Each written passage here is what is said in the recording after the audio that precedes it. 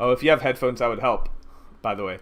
All right, I believe we're live. Good morning, everyone. Today we're doing another live stream. I have Douglas with me, a professional photographer out of Utah. We're going to take a look at some of his work and just talk about photography in general. I really encourage you guys to ask questions, especially today as we have a second professional photographer that can field some of your questions. His work is a bit different than mine, and I think you'll get a lot out of it. Would you like to introduce yourself, Doug? Yeah, thanks, Mick. Douglas Barnes here. I'm a commercial editorial photographer here in Salt Lake City. I shoot a lot of annual report type work, so that involves everything from shots of the executives to their facilities, their products, their assembly line if necessary. If they have an event, they'll have me shoot their events as well, which is where and how I got in touch with Mick's channel. Just because it's great event content and it's pretty rare online. It's usually kind of camera reviews, how to shoot models, whatever. And exactly. And he has a lot of great content. And I've been doing it for a long time, so I never had this kind of resource. And it's kind of nice to get someone else's viewpoint on it, on how to shoot an event, where to stand, what equipment to use, what moments they think are important. When you stop learning, is when you start to regress, in my opinion. So absolutely, you have to constantly. There's a lot of reasons you need to learn, not just for the sake of progressing, but also just keeping it interesting. You have to stay engaged with your craft, or else it gets stale. You can't just spin wheels for. Absolutely. Absolutely. So you've been doing this, I think, a bit longer than I have. I'm now over 10 years, actually. I've been saying like 10 years for too many years. Like, I think I'm actually closer to 12.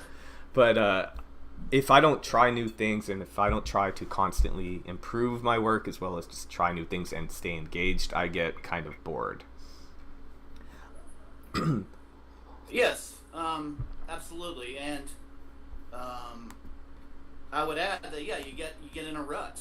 And the way to expand creatively is just to see what others are doing and just to try new things. So absolutely. There you go.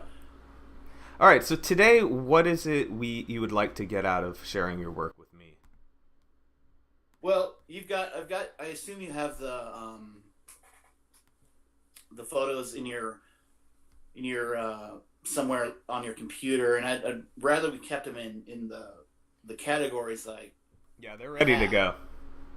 Awesome. Well, let's just do the landing page and the first couple of categories and see how it goes from there. All right. Maybe pull up my old website. Okay. Give me a minute to set that up. I'm gonna leave it to you to fill the air. Okay. Yeah. No worries. Well, this is a shot on.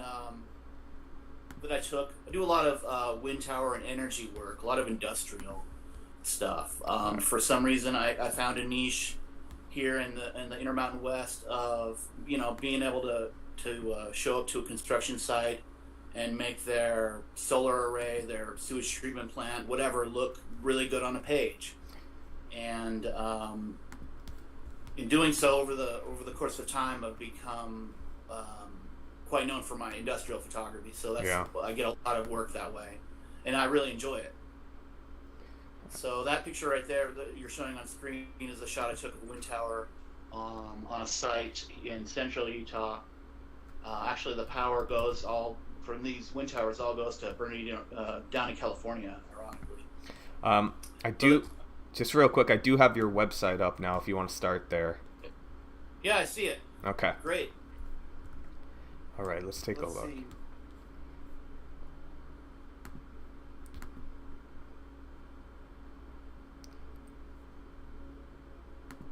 Okay. So this is my landing page currently. It's a WordPress site. It scrolls across, which in 2012, when this was put together, seemed like a good idea. Most people are scrolling up now with their phones, so that just in itself makes it obsolete. You can see up on the next to my URL there, it says not secure. that's not a good thing to have on your website. It just basically means it's outdated and it doesn't allow Google's algorithms to check it, apparently. So, anyway, so this is my landing page. My old site is really a jack of all trades, kind of a. I'm gonna leave it to you to fill there. Sorry. Did I lose you? No, I'm right. Okay. Okay, go ahead. Continue. So yeah, my first site, my site you're looking at now is pretty much a jack of all trades sort of a site with annual report work. You sort of, that makes sense. It's not a big enough town to shoot like Los Angeles, New York, to shoot just fashion, just cars. It's really a different market in that respect. It's smaller. Right. So I wanted to cast a broader net, and that's what you can see. I've done a lot of work, like the shot here of Ira Glass for Showtime, which is kind of my signature sort of my brand image, if you can call it that. Mm-hmm. It just sort of works in with my now picture this, a guy standing there. So, and then if you want to just quickly go through a couple of the categories. Sure. Landing page is basically my greatest hits. You can see an event shot there. And then you can go to any one of the categories, and I kind of drill down and show about 10 or so pictures from each one. So, yeah, it's still my landing page. So if you hit let's keep it on topic. Let's go to the event page, the corporate event page.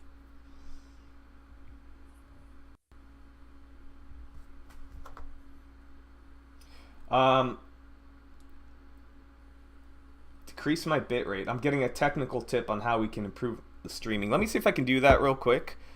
Decrease my bit rate. All right. Let me figure out how I even do that. I don't think I do that here. Yeah, I think I have to. But you can continue. I can probably figure that out while we talk. Yeah, so anyway, I've spent the last couple of months, like a lot of us have, going through my portfolio, and my website update is way overdue. Yeah. And I had no excuse over the last couple of months then to get her done, so that's what I'm doing. I put my photos together, and it started out as another more updated jack of all trades site, and now I've sort of drilled down to what I really, really enjoy doing, which is environmental portraiture, editorial work, pictures of people in their workspace. And as I said to you before, I think that's definitely your strongest work. I really liked it. Thank you. Yeah, it's like I hope I'm able to offer enough feedback. Well, this is just about showing my pictures to another professional. I have a coffee group that we have in Salt Lake City. We meet on Thursdays. I mentioned it to them, but that's those are really hard to come by times. So I mentioned this to them. So hopefully there'll be a few of those guys on site today. Hi guys. I just think it's important to show your work to other people, and it removes any baggage you have attached to any particular image. Right. And another thing is just time. I find kind of removes myself from that. I become less subjective about my own work. So one of the hardest parts about editing is like when you first shoot something, you feel very attached to it, I feel like, and it takes several edits to really get it down to just the right amount of images to deliver. And I don't deliver based on amount. I don't want to mislead. I mean just like nothing, no extra shots, no duplicate shots, that kind of thing. But I'm always balancing, as I've said, that with time. You have to have a timely delivery for event photography, especially now. People are expecting it. Like, honestly, one way I've separated other photographers is just being able to deliver same day if I have to, or even like night of. Oh yes. So less than night 24 hours. Very common now. They want them for the gram, dude. Yeah, Um, and their then Facebook a page. common one I get is, can you just send us selects? And I don't like doing that. I'm like, I'd rather just get it all done. It's easier for me to do that. I like to just edit down first. If I'm gonna do that, I might as well just finish the whole job. I don't do too much with processing. Yeah, exactly. You try to get it all good in camera because you're shooting 1,500 images in a day, and you just don't have time. I mean, one or two of your, if there's a super, super amazing, page stopper photo for your client, and it's a guy on stage and he's, just jumping in the air, it's perfect timing, and then just somebody's scarf happens to come out of their head, okay, I'll Photoshop that out. Yeah, sure. Anyway, so this is my old event work. You can see I shot a lot of Twilight concert series for the local arts council. Group events in other countries. That's very common here. There's a lot of direct marketing work, multi-level marketing work here in Salt Lake City, Utah. They love bright, flashy images of their people at the beach. So I'm happy to oblige. That's good. Let's just look through a few things and then we'll kind of get into the meat of it. So industry product.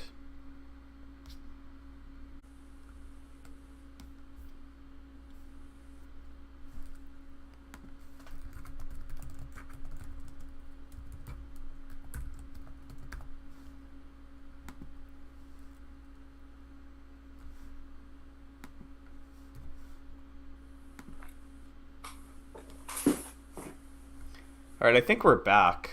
So, awesome. I think we are. All right, let's go back to your website. Let me get to a better internet area too. No, it's something to do with my laptop. Although, it's not. It's not. I think they're both pretty evenly powered, but also I'm like on my iMac, I'm plugged right into the Ethernet. This probably doesn't have as good of a video card. I'm not really sure.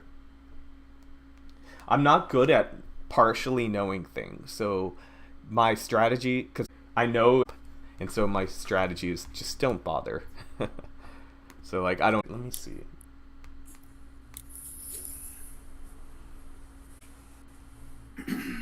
All right, well, let's continue. Okay.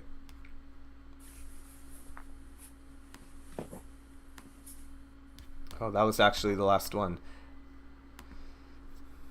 Yeah.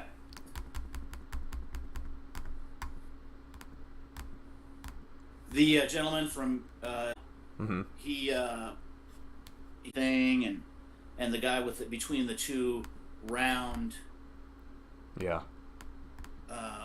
pieces of construction which were not in the new set. So yeah, he looked like that picture. These two, this one and the next one. Yeah, I like that one. And then this one. Oh yeah, I like that one too. Yeah. I mean, you're really making great use of your fisheye. Let's go to portrait lifestyle. We talked about this before. I don't regret selling my fisheye, but I kind of want to get a fisheye again.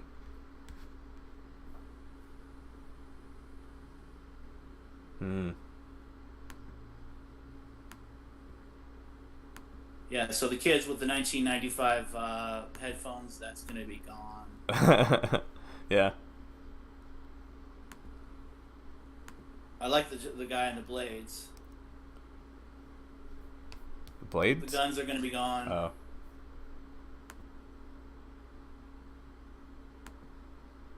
Who is this woman? She's a local, or she was. This was taken 6 or 8 years ago, but she was a local NBC affiliate news anchor. I used to shoot all their headshots. Yeah. She looks familiar. The best looking one. I think she might be from LA. Yeah, I think I've seen her. Probably not in person, but you know. Yeah. Well, that's pretty cool. I love the reflections. Thanks. Sort of channeling Rosie the Riveter. Say again? Channeling Rosie the Riveter a bit. Yeah. So yeah, kind of dated, way dated though. Yeah. Shot 2.25 though. Hey. Hmm. I love the So dog. yeah, you shoot a lot of stuff for Orvis, which is a fishing company. They used to buy a lot of my work. They'd send me a lot of gear, and then I'd make people wear it, and we'd go fishing. Get to keep the gear? Yeah, any shirts and stuff. No biggie. There, of course, is my brand image. That's Hourglass from This American Life, which is a national broadcast on NPR on weekends.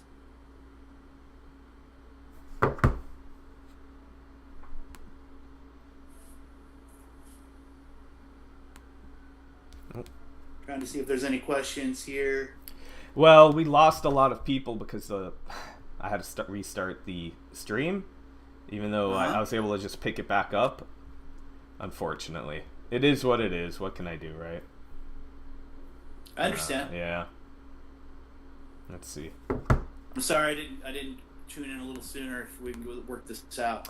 I don't think there's anything we could have done. I think that, unfortunately, I need just to record desktop audio without installing like extra stuff. I had to switch to a Windows computer, and that was the main reason. So I couldn't record. I didn't have a way to record you on my iMac, basically. Yeah. Well, it's just me. It's not like you're interviewing Joe McNally or something. So I'm a good dry run. Local photographer, Salt Lake City. Sure. It's awesome. Thank you so much.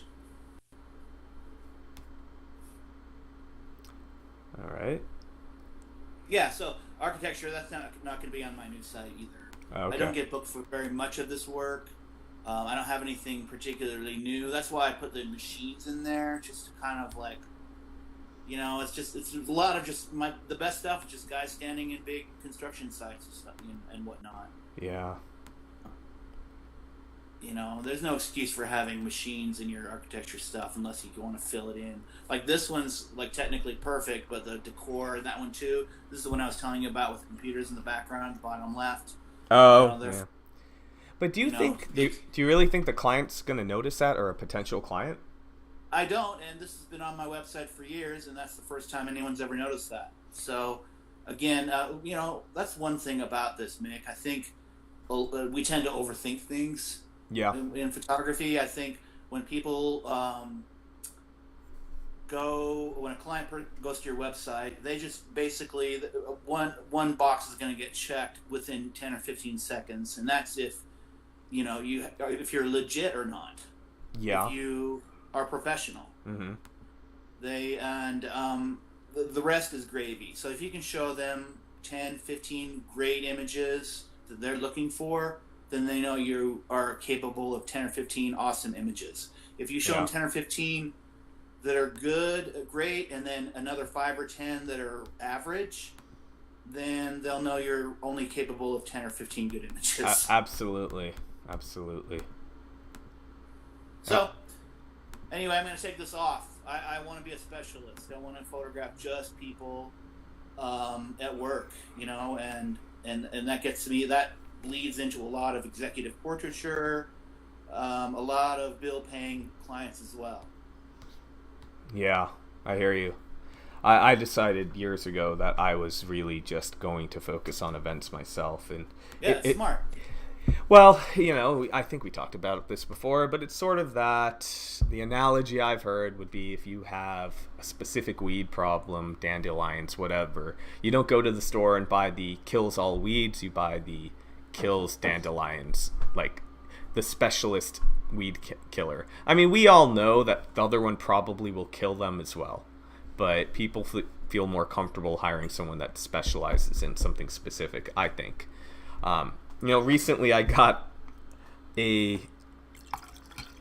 Apple, well, I did sign an NDA, so I can't say what it was about, but Apple reached out to me and they wanted to hire me for a project where it's like really not what I do.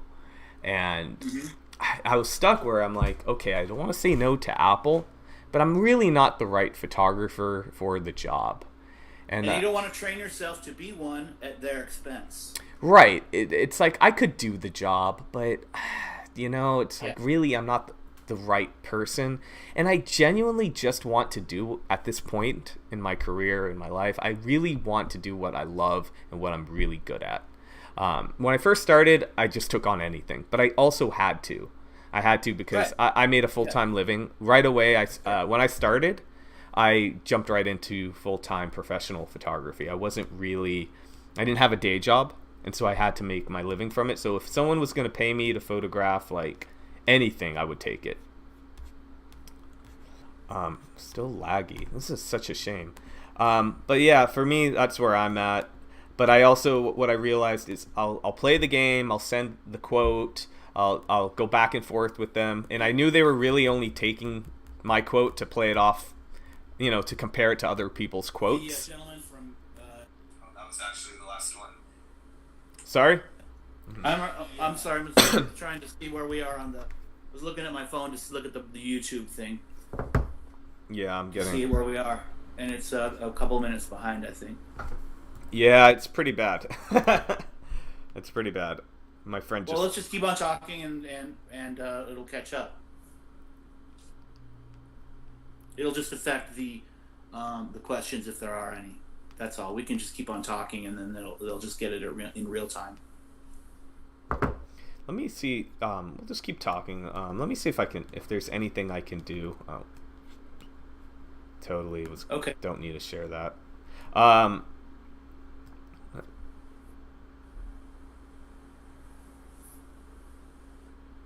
Yeah. So just to give you some background, I started photography at a young age. I was lucky in that I wanted to do what I wanted to do. Can you hear me? Yeah, I'm also hearing our video, so you gotta mute that. Yeah, I like that one. And then okay, I'll mute I like it. that one too. Oh wow, it sounds so cool. And you're really making great use of your fisheye. Let's go to Portrait Lifestyle. Hey Doug, you there? We talked about this before. I don't regret selling my fisheye, but I kind of want to get a fisheye again. Doug? Douglas? I'm not sure if I lost you. I'm right here. Okay, yeah, you gotta pause the YouTube video. I did. I just... Is it mine playing it?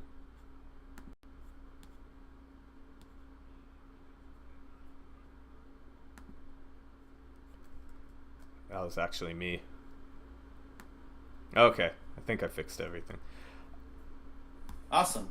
Well, I don't know if I fixed the streaming, but just the immediate issue I was having. Okay.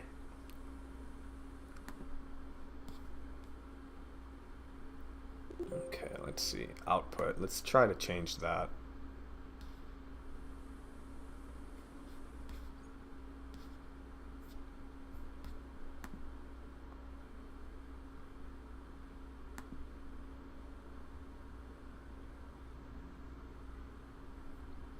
Okay, I think I have to quickly. I'm here. I have to quickly. Oh, I see. It's only doing 1280. I think we just gotta leave it going. It is what it is. Learning experience. Okay. What were you saying? Oh, I was just talking about where I got my start in photography, and I was trying to just fill space, fill time. But yeah, so that's what my old stuff looks like. You want to pull up Lightroom and we'll take a look at your new work? We'll get into it? Let's do it. All right, let's do it. All right, set that up.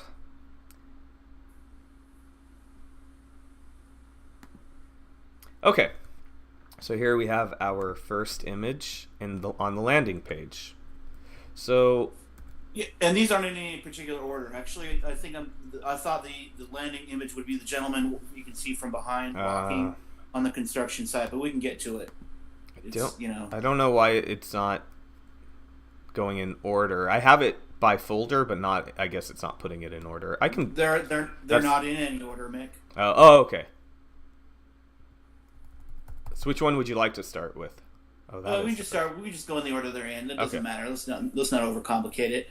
It doesn't matter really. I think there's my brand image, Ira Glass, This American Life. I love that shot. It was published all over the place. I still have people, not as often as I did when I took it 6 or 8 years ago, but once I was at an event and somebody had it as their, desktop image. I'm like, hey, I took that shot. So. Yeah, this this is a great shot. I really liked it. Just I actually don't have a critique for it. I think it's spot on. It has an iconic feel. It looks like something that a brand, that would be the cover of a DVD, the branding when you go to HBO to watch a show, and that's like the cover photo, that kind of thing. Like, and it still is if you Google This American Life. Still using it, huh? Time. I'll have to check it out. Yeah.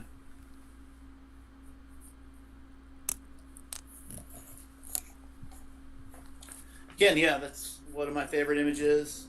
The wind tower, it's all that's no Photoshop.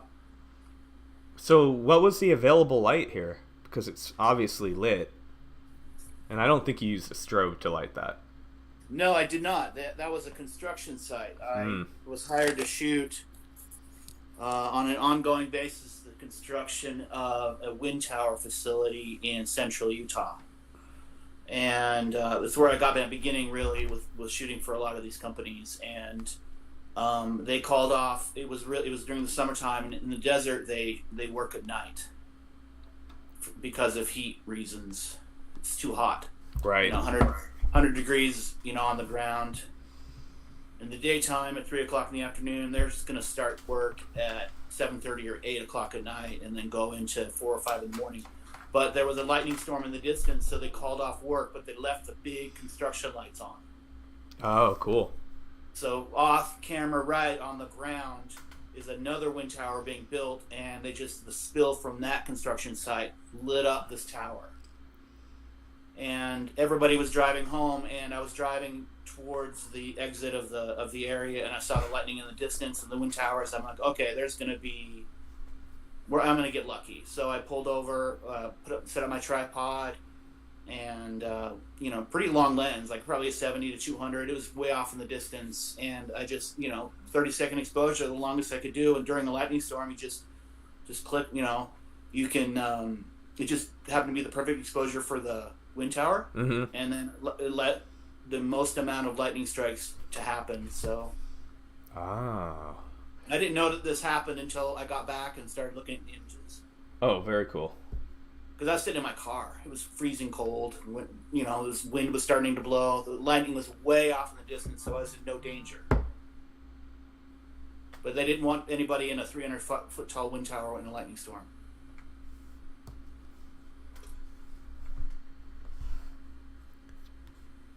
Very cool. Oh, I didn't mean to actually go ahead. So obviously, like, when it comes to picking your work, why is it going crazy? You said it's one of your favorite images. Yes. So that's like a guaranteed image for your portfolio.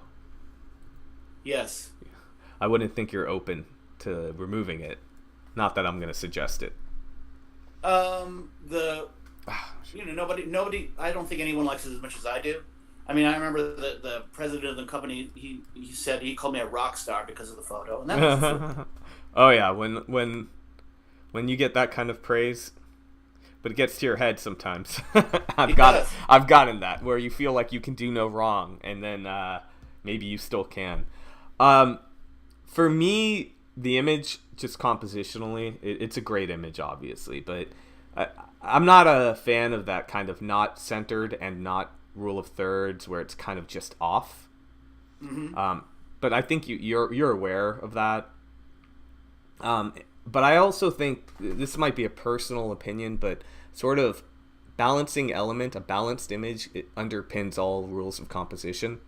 And all of those rules are really just pushing us to getting these like well-composed, balanced images. And so I think that kind of is more important than actual following a rule like rule of thirds or just centering your image. That said, I do think it would be a stronger image, and maybe, I don't know if you cropped at all. If there's like, I cropped a little tiny bit around the sides. Yeah. But, yeah. I just wonder if there would be I wonder if you have other images, if there's a way to, if you have another image where maybe your composition's a bit different. I don't think it ruins the image. That's just my opinion, but it's a little tiny bit off-putting as far as like composition goes because of that. Does that make sense? Yeah. Well, it's a lot of dark space, so it's hard. Yeah. Well, you could actually center the windmill, and because you have the two arms on the right of the actual pole, I don't know what you call it. Yeah. I think if you centered it, that would actually balance well with the lightning. Yeah. And then it would feel. You have the two brighter blades on the right. Exactly. Sure. And I think they would then evenly pull the eye, and that you could actually center your windmill. Mm-hmm. Excellent. Should we actually try? Should we try that? Sure, do it. I can do that. All right, so we'll probably have to crop in a little bit. Try that. Does it give you exposure information? Yeah, it does. You are at 165 millimeters, ISO 500, f 6.3. It's a 25-second exposure. So let me fix that crop so I'm not cropping on the blade. So that's what I had in mind. Yeah, that's awesome. Okay. And what we can do, let's duplicate it and do a side by side. Maybe give it a little tiny bit more headroom. Yeah. On the blade. Okay. So this one I'm gonna leave. It's gonna reset the crop. And this one we need more headroom. I agree. But that might mean. That's good. That's good. Okay, let's try that. Okay, hit C for compare. And here we go. Yeah, way better. I never thought of that. See, there you go. That's me looking at that image for, 10 years. Yeah, right. Yeah, cool. I'm glad that was helpful. Let's take a look at another one.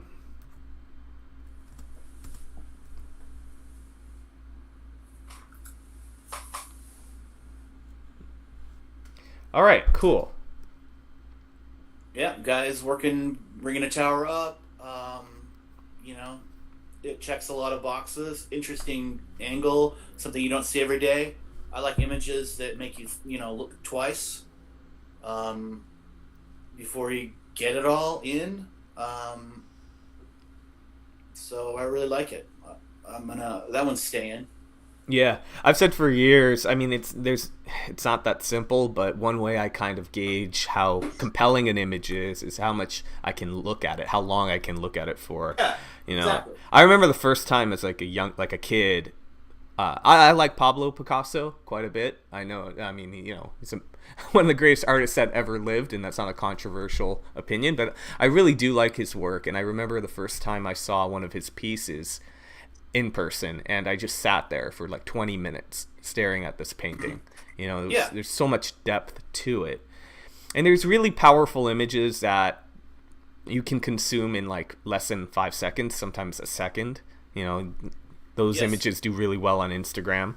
But like for me, I love an image I can just really spend time on, and the more you look at it, the more depth there is to it. There's more layers. I'm curious with this image, again, if there would be an alternative way to crop it. I do feel like I don't know. It's hard to say. I feel like the blue sky in the top right balances well with the kind of fulcrum here. I don't know what you'd call that of the windmill. But this one kind of draws my eye outward. Makes sense? Sure. So I'm wondering if just bringing it in a little bit like that might work a little bit better. Yeah, absolutely. I mean, you could even just be super like technical and nerdy and just put the cross point right there on that. Yeah, sure. As an option. Hard to say, but just a thought.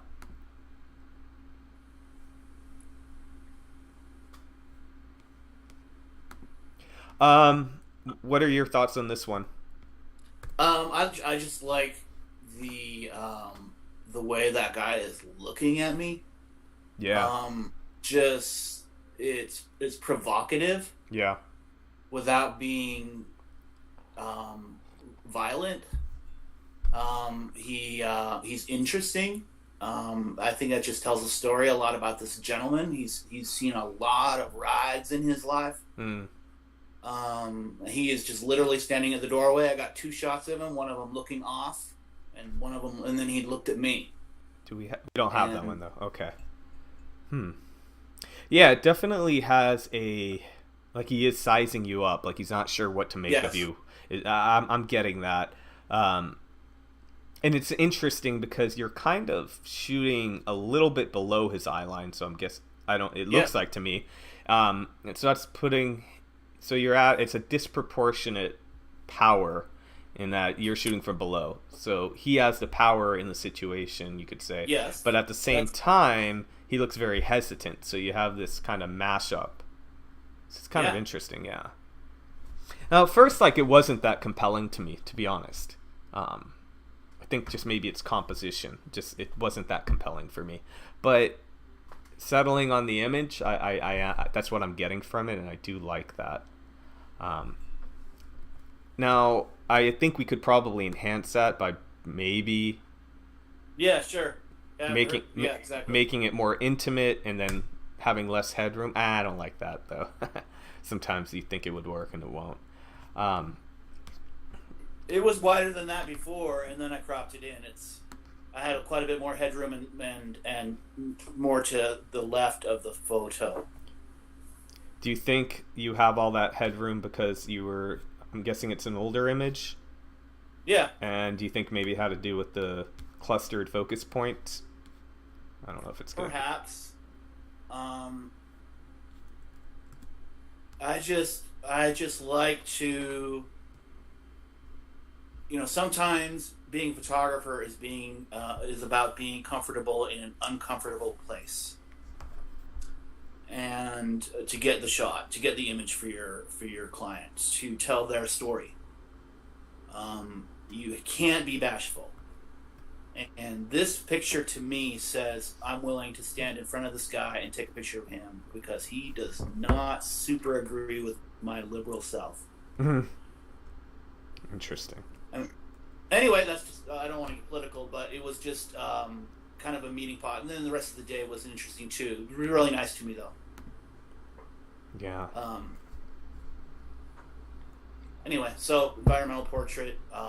Not all the same. I have a lot of shots like this where it's very stagnant. You can tell the shot previous of the gentleman in the doorway, that's more spontaneous, right? More reportage style. This one I obviously had to set up softbox, right? Yeah, you can see that. Balance the light, But this is a farmer who is also like a county commissioner for a rural county in central Utah. Mm-hmm. I shot an annual report, and I shot all these commissioners and mayors from all over the state. It was a great job. But they all wanted a shot of them doing what they loved. This guy got to fly. Yeah. To fly airplane. So. So I've talked a lot on my channel about balancing ambient light with flash. And usually I'm talking about it in the context of event photography and using like the little your standard on camera, not on camera, but an external flash on your camera. Here, just for viewers, it's the same idea. We're basically tweaking the shutter in order to balance the ambient light with the strobe. And I think there's 2 ways to do that. Some people might dial in their ambient exposure first and then their flash, and some people might do the opposite. Do you have a set way you do things? I like to get the shot, take a picture without any flash at all. Mm-hmm. Get my ambient exposure, just like you said. Obviously, in this case, he's going to be. If you look down at his right arm, mm-hmm. Yeah, the skin down there. That's here. Basically what he would be looking right. like. So I just took that. It's like, okay. What do we got here? Are the shutter speed information on it? It's probably like 250 of the second, probably high shutter speed, medium aperture. Oh, there you go. Yeah, 1/320th of a second. So I used a Pro Photo with high speed sync on this, and a softbox. I wanted it not to look too overkill. I kind of wanted it to look like there might be a window up to his left. Say it again. Sorry. I didn't want to overlight him. I just wanted it to look like maybe there's a window to his upper left. Yeah, right. And nice and soft. That's not always a goal. For me, it's my preference. Like, I don't want it to look like it was shot with strobe. I find that to be ideal, but like some people really love that look of like really shutting out the ambient light and get that like kind of dark, underexposed, gritty look. I really like the way you lit it. I think it's spot on, personally. Thank you. I didn't want to blow out the aircraft too much. Right. Just write them out. Looks like you're shooting approximately midday. Mm-hmm. Like, looks like right around 12. We could take a look. I had like three mayors. That's interesting. 3 mayors like 250 miles apart. I had to shoot like a county commissioner. So, you can't always, when you're doing this kind of work, you can't schedule everything for golden hour. Right. It's like, okay, you want to shoot with aircraft, and it's 2:00 in the afternoon. Let's see. Do you have a hangar? Mm-hmm. So he is in a hangar? Yeah, he's in a hangar. Okay, that makes more sense. Because I've been trying to figure out why we can see the light is coming from behind him based off the shadow on the wing. Is it a wing? Mm-hmm. But yet we get no kind of rim light. And so I was trying to figure that one out, and that would be because it's that indirect diffused light coming from behind him. Okay, cool. Yeah, I really like this one. It's very well balanced. It's not like adhering to like any specific like it's not it's not rule of thirds. That's okay. I don't have too much to add outside of that. I do like the way you have the plane sweeping behind him. I like the way you have like this V, the lines that sweep across here, and then the wing that sweeps across there. It's got layers to it, a lot of layers. So it's a pretty straightforward portrait you can look at for a bit. It's not boring. It turned out well, thank you. Although I'll be honest, I wasn't thinking of all those things when I took it. You know what? I think you were. I believe that with experience, we are processing a lot of this subconsciously, and maybe that's just second nature. Perhaps you're right. I do. I really do. I know like it probably comes off as bullshitty when I talk about like identifying a lot of stuff subconsciously. But I really believe like some of my best work, I wasn't really thinking too hard on composition. It's all intuitive.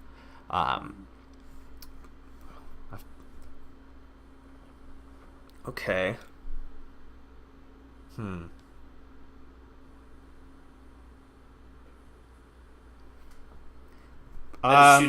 ahead. Yeah, you're just gonna crop it from the right. Yeah, I don't. Yeah, crop it on over. Let's take a look. I don't know why you would need that much space unless you felt you needed it to balance out the white van. No, that's better. Yeah. Okay, yeah. That was an easy one. I mean, none of us are perfect, and I'm sure I've done the same, but maybe like not cropping his fingertips. Yeah. I don't think anyone's gonna notice that. I look at a lot of photographs. Well, you can see that. I think you can just barely see that the flash fired on that. I had my assistant off camera, and there's 2 of these shots. One of them the flash fired, and one of it did not. You can see in the hand, like the kid's hand on the shadow at the front of the gray pants. Yeah. Okay. You look where you can see a little bit of shadow there between his hand and his pants. Yeah. So I had two exposures that worked out where nobody was blinking of the 5 or 6 people in there. Right. And the other one was composed better, but the flash didn't fire. And we can also see the specular highlight in their glasses and goggles, and I like it. I mean, it's much better with a little bit of fill flash off camera. Yeah. I mean, the one without flash is. I could have brought it up in post to look like this, but it wouldn't have looked the same. Having a little bit of direction is nice, I think. Yeah. Outdoors on a cloudy day.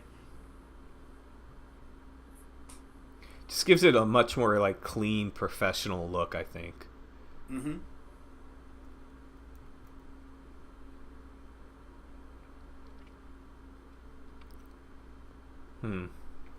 Guy walking, into the vast unknown. Yeah.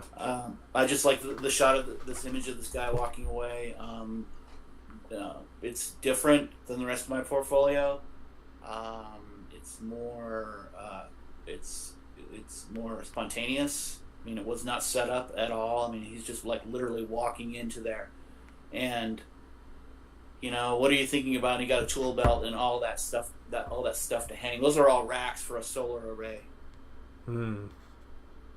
Anyway, you shouldn't have to tell a story behind an image. You should tell its own story. I think in a lot of cases, I just like the image. It's a bit different than a lot of your other work because it looks like you're solely relying on available, and our light source, it looks like it's coming from the in front of him, right? So Yeah, a little bit to the left. Just different. Let me see. The thing about anybody wearing a high-vis suit is you almost cannot use flash. Oh, yeah, I didn't think about that one. It just, I mean, you're already turning down your red and yellow channels on your posts, right, so they don't completely clip. And then you throw a flash in there, and then all of there's kind of like a harness-shaped piece of lighter gray material between the border of the yellow and the orange, and that would just light up like a firecracker if you put a flash on that from almost any distance. Yeah, I've photographed a lot of like some Nike race events, that kind of thing, and people are wearing, like at night, people are wearing stuff like that, and I know what you're talking about. It's tough. The nightmare. Yeah, it's tough. This one's really nice. Thank you. Yeah, I love this one. I get a lot of compliments for that picture as well. I've sold it a few times over. Stock images, Sierra Club, other power municipalities have bought it. It's been a good image for me. Taken with a drone. Yeah. It's interesting. It says it's a 1 second exposure. Yeah, the sync on between the metadata from my camera to the computer just is never right. It's not a 1 second exposure. Okay. I think it's a 1,000th of a second exposure. Makes more sense, yeah. Yeah, I mean, it would be impossible. Yeah. So I have a drone that I can put a longer lens on, so it doesn't have that typical wide-angle fisheye drone look. I have one that I can put on a 90mm equivalent, and that's what this is shot with. So it can be really annoying when someone's critique is basically like, this is what I would have done, or this is a dream situation, but I think it would have made a slightly better image if it were shifted a little to the right. Like if you were to pivot the drone like a few degrees to the right. Does that make sense? Where you'd have less negative space here, it would draw the eye in more this way and maybe not crop at the windmill. I don't know. What do you call the arm? Is there a word for it? It's just a blade. Blade, yeah, the blade here. The guys are standing on the nacelle. Okay. Learning something.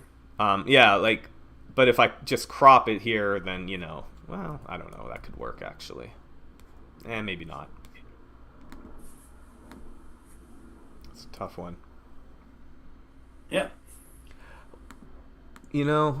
One thing I've noticed, it doesn't really matter. The technical aspects of photography doesn't matter too much. Like a lot of, the drone shot's fine. A lot of when I critique my students' work, often they're shooting with Micro Four Thirds cameras, and I don't think it's a problem at all. And yeah, that's what this is taken with, actually. But yes. Oh, you can actually mount one? Yeah, there's one that comes with Micro Four Thirds proprietary camera. But it's built into it. And you can buy Olympus lenses, like a 12, which is equal to it's double the focal. Oh, that's really cool. Well, by a 12, a 25, and a 45. And obviously the 45 double focal length for that 35mm equivalent, get a 90. Interesting. So it compresses. Yeah. It pulls those other wind turbines, which are much further away than they look, right up behind them. What are they, 100 feet apart? No, more than 300 or 400 feet. Really? Wow. Cool. Yeah. Very nice.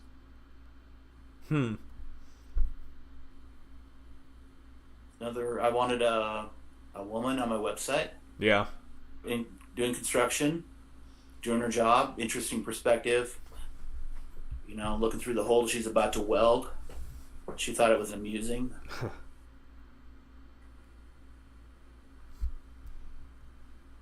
Oh wow. A real spontaneous smile. I love the black and white. Thank you. Well, there's not much color down there. That's taken with the little Olympus Micro Four Thirds that I carry with me on these shoots just to get shots like this. And I was shooting a big truck for a mining company, like a roof drilling machine, and this is literally taken 1,200 feet down and 5 miles laterally from the mine shaft. That's exciting. It is. It's really neat. I mean, I like the James Bond type feel of a lot of my shoots. Go down there and get a good shot. And this wasn't for the company. I just turned around and this guy was walking towards us, and I just picked up my Olympus and started spraying. And I got one where I just got the right amount of the good steps of his hand. You can tell he's carrying a shovel. He's got the headlamp on. There's a lot of dust. Yeah. I do think you could probably bring it in a little bit, as you can see on the screen. It's just an opinion, but... Yeah, bring it in more. Do it. Let's see. Well, that's how I would only go there. Like, here's the thing. I say all the time, the rules of composition aren't rules, they're in our toolbox, but when you're just so close to just being lined up at a rule of thirds, you might as well just do it. That's how I feel. Okay. So just bringing it in a tiny touch feels a little bit better to me. I guess when it's not, I look at it and I knew it wasn't. I don't need those guidelines. I just knew it wasn't completely lined up as soon as I pulled it up. Awesome. So I don't know. Do I think anyone's going to notice? Most probably wouldn't see that, but oh, very cool. Another drone shot. I need to get a drone. When everyone started getting a drone, I didn't get one just because I didn't want to be like everyone. Stupid. Well, it's just a unique POV. Yeah. I mean, you want to show scale. How do you show scale? You shoot it whenever you can. You stick a guy in front of it. And they had a shooting. They wanted to show how this thing had great lights and it could light up at night. This is way out in the Nevada desert. Technically, you're not supposed to fly drones at night, but this is a close set. I mean, all the safety precautions were taken. And, I got a good shot of this guy just kind of walking around the machine. And I like shooting this kind of stuff, You show what you want to shoot. Yeah. Yeah, exactly.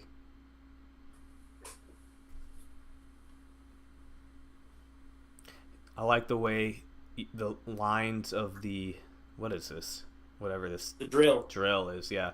Just kind of bring you in right to the subject matter here, or the person here. I think another location that could have worked for a person would be right there in a dream situation. Yeah. You can see it on my screen, right? Where I'm kind of... Sure, I can see it. So that works, and that would work probably as well. Really beautiful. Again, might as well go all in. But then I guess you might lose some of that head space. But you're such a teacher. I love it. How so? Well, it's like, yeah, it's just that's true. I mean, it's classic photography, but so I don't really think about the rule of thirds as much anymore. But yes, it's stronger with them.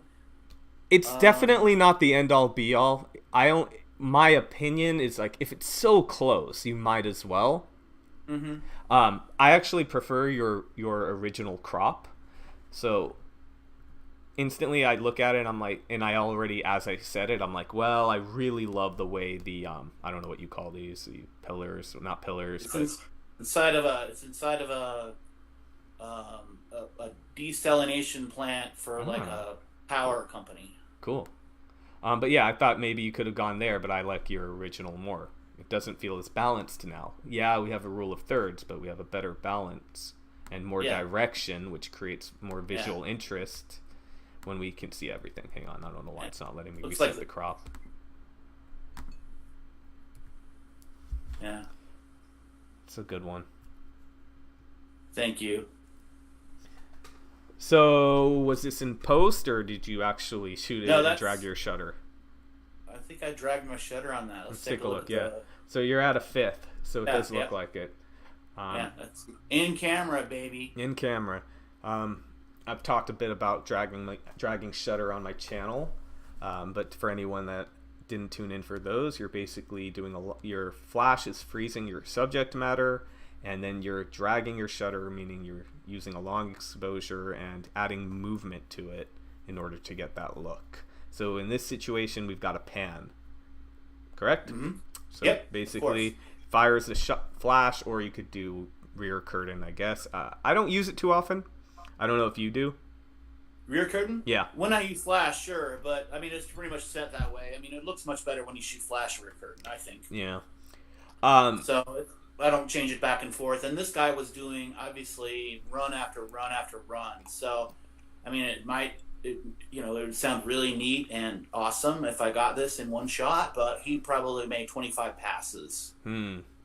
Yeah. So I mean I just picked the best one, the one that I liked the composition the best. Um, people at work. That's my thing. That's my jam. And yeah, the fact, I get more of a sense like he's got somewhere to be, that he's going somewhere because of the, I forget what you would technically call it, but you have less kind of like a leader here. Mm-hmm. Sure. And more conventionally, you want more like the direction of subject matter is looking in or moving toward. Right. You want more Right. space conventionally, but I like the way it works where he has less Yeah. here.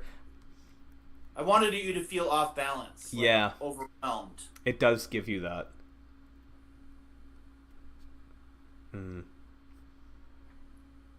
Another guy in a weird space, with a flashlight. So again, like you could bring it in a little if you want to be like go all in. Sure. Just an option, not Yeah. necessarily better.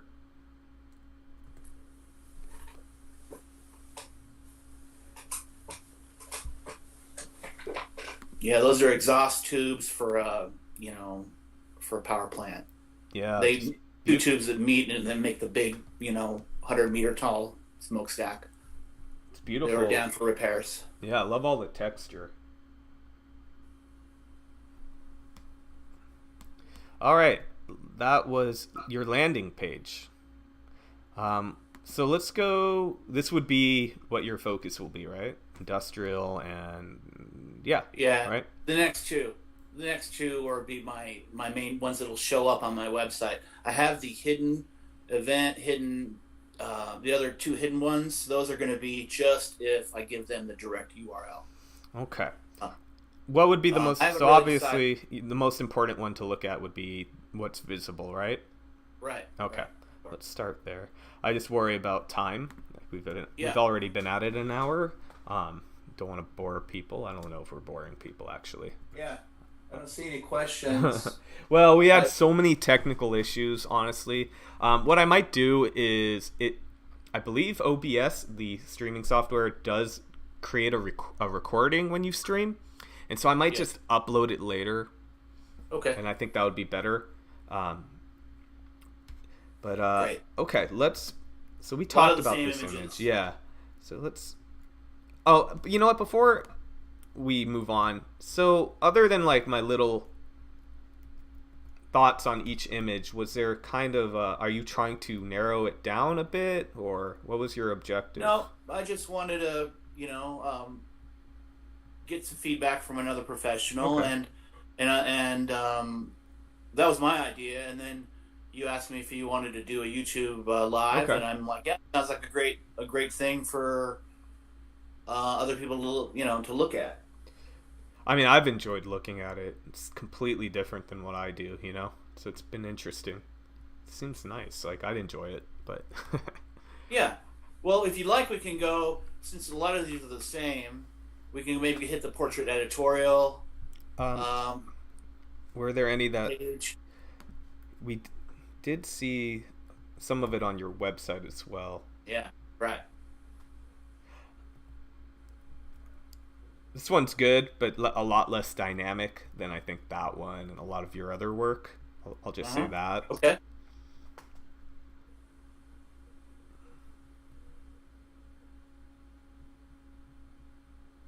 A lot of guys in hard hats. Yeah. I want to show how the sausage is made. This one's good as well. But like, if you were to choose between this one and the other one that we saw from your drone, I think the other one is a bit stronger. The one with the 3 guys working. Yeah, it's less static. Yeah, this one here. I really like this one. Thank you. Yeah. Oh, it's in here. I didn't realize that. Yeah, these are not in any particular order, Mick, and I apologize for not that's being fine. more organized. No, that's fine. I love the mountains, though, on the left. Yeah. Where is this again? Is this also Utah? This is Milford, Utah. Hmm. Yes. I went down there multiple times to shoot different parts of the project, and anytime I had to shoot a tower, or anytime I was there, I always got somebody up on top of the tower. Without somebody there, you can't really get that sense of scale. And when's the last time you saw somebody on top of one? Never. So I pass them sometimes when I go out to the desert, like Joshua Tree, Palm Springs. You pass a bunch of them out in Southern California. Yeah, California is good for. They have a mandate for clean energy, renewables. Yeah. It's great. So again, this last one right here. That's the first time I ever climbed a tower. How was that? It took me half an hour to get off of all fours. I'm acrophobic. I'm afraid of heights. So man, yeah. You just get used to it, and you got a job to do. Yeah. And when you come back with cool images of their engineers up on the middle of the blade, I mean, that guy loved it. And there's a hatch out on front of the blade on the very nose cone that you access the where those turbine blades come in and change and rotate. So that's why there's these. He's hooked on each side. Those kind of like handlebar looking things down next to his feet. Those are just safety mechanisms on the blades of all of those. So he loved it. He ran around on that thing like a set of monkey bars. But I was like, okay, just stand right there. Anyway, that was just an interesting first time, and still remember that guy. Got talent releases for all of them. Good.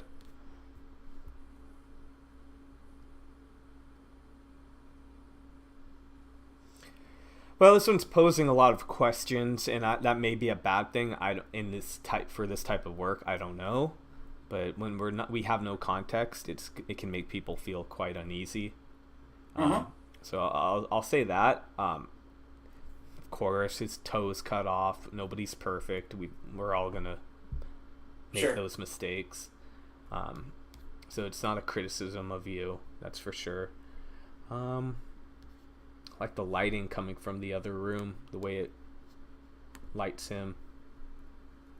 Yeah, that's I've done a lot of, I'm sure you have too, a lot of tours by the CEO or some dignitary that comes to town, does a little speech, ribbon cutting, and then they walk them around the factory.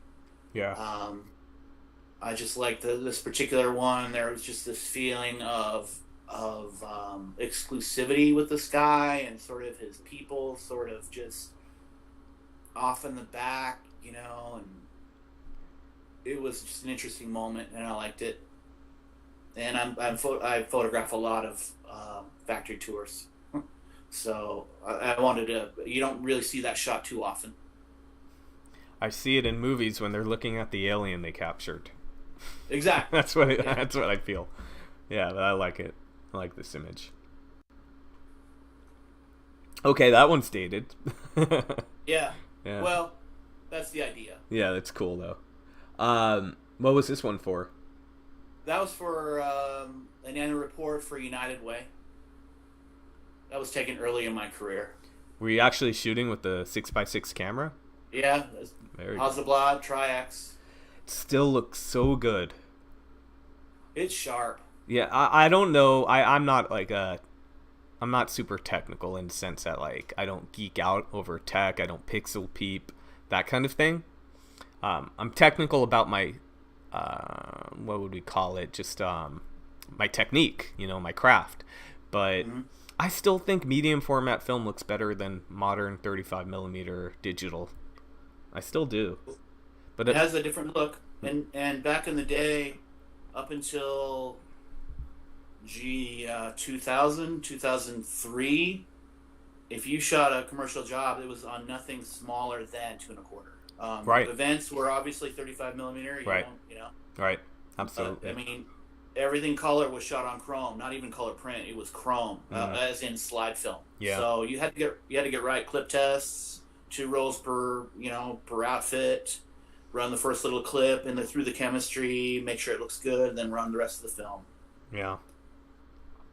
I never shot professionally on film. Well, I do for myself for fun, but like by the time I learned on film, but by the time I was doing it professionally, it was all digital, So I didn't have that experience. It's funny when digital started and it had been around a few years, maybe pre-2010, maybe 2008, 9. People were just starting to get back into film and I love seeing a print come up in the in the chemicals and hanging it up and washing it. And I'm like, dude, I did that for hours. I worked for a commercial photographer and 150 rolls a week, 2.25 black and white, proof sheets, the whole thing. Yeah, I'm done. Yeah, that's the opinion of a lot of people that really relied on film for professional work, at least. Like that, it was a headache. I get that. But now it's different. I mean, that was, again, if you would ask me in 2010, pre then. But now it's like, I still have my TLR. Got a Mamiya 220 with a couple of lenses. It works great. It's sharp as heck. Shoot some C41s, send it off, have it scanned. That sounds pretty appealing to me. Yeah. One of the guy I first started working with as a second shooter, he was like, you know what? Actually, shooting film was easier because we sent it all out to a lab. Well, that I hate to date myself, but in the old days, pre-digital, you shot the film, you delivered the proof sheets or the chromes, all saved up your invoice, and you're done for the day. Yeah. Now they go home. The client goes home to have dinner while you stay and post-process the images so that they can have them tomorrow morning. Yeah. And you can't. It's hard to charge for it. There's no markup. Right. On film days, you mark up everything 30%. You had to go get the film. You had to come back. Buy it. Bring it back. Yeah. That's how assistants were paid from material markups, but not anymore. It's harder and harder to bill for that time. Anyway, I digress. No, it's all right. So I have a question for you, actually. Talk to me. So this isn't my own assessment. It was the assessment of the guy I started working with when I first started. And a lot of people think digital is what kind of made it oversaturated the industry and made it harder to make a living. I started on digital, so I can't give my own perspective on that. But what his point was, it's not digital, it's social media. It was about individual photographers being able to market themselves in a way they never could before. Whereas before, he was part of a studio, he started it, and they pooled resources to advertise, to market. Back then, traditional advertising. But then social media came along and someone could buy a digital camera, didn't need to know what they were doing necessarily, but that's beside the point. And they could just start putting it on Facebook, putting it on Instagram. And that's what really the real problem as far as like oversaturation goes. So what are your thoughts? Well, you lived through it, the transition. Well, what happened, I think, with digital is it took away the magic. Hmm. We were. I mean, it's not like I'm 75 years old. I just turned, I'm just into my 50s here. Still got a lot of time left in my career, but back when I had to shoot, like I worked for commercial photographers right out of high school as an assistant, then as a shooter, and when you work into a shooting space, then they'll send you on stuff that they don't want to do. Yeah. Hey Doug, you gotta go shoot a picture of this person in an office building for this whatever. I got to do this thing with this other client. Why don't you go do that? Take Bob, the other assistant. Yeah. So, and that's a great way to cut your teeth and learn how to make photographs for people. But I'd go to that office and I'd show up and I'd bring a big umbrella and a flash you had to plug into the wall, and I had this Hasselblad with a Polaroid back. It was like the buzz of the office. I made these ladies' day. Yeah. And not once during the shoot does somebody come up and say, "Oh, I bought my daughter a camera just like that." Yeah. So it took away a little bit of the magic because it's such a great learning tool. People realize, and there was the hindrance. I'd shoot a Polaroid or two, make sure it looks good, and then I'd put this different back on. It was like a big process. Yeah.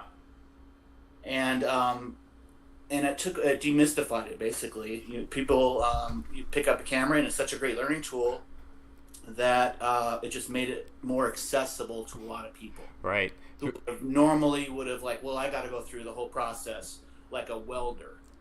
Mm-hmm. You can't just decide you want to be a welder someday and get yourself a welding kit. To have any cred at all, you have to start out as a freshman and then a journeyman and then a master welder. Right. Work into your business. It used to be regarded in the same way, and it's not the same way anymore. Add in the proliferation of Facebook and free imagery. Yeah. It became really hard to charge the same rate. So yeah, a photographer that I worked for said it best. He said, "If the digital was the best thing to happen for photography, but the worst thing to happen for photographers." Yeah. In general, I think it comes down to barriers to entry. Yes. So, yeah. if you're willing to spend the money and the time to go to law school, you're going to make more Yes. money, etc. And the more barriers, whether it's education, money, etc., the more you typically can charge. And as those barriers are lowered, it gets harder to charge a decent amount. Now, anyone can make money off photography, just like anyone can make money off of dry cleaners. But you have to be at the top of the game if you want to do really, really well.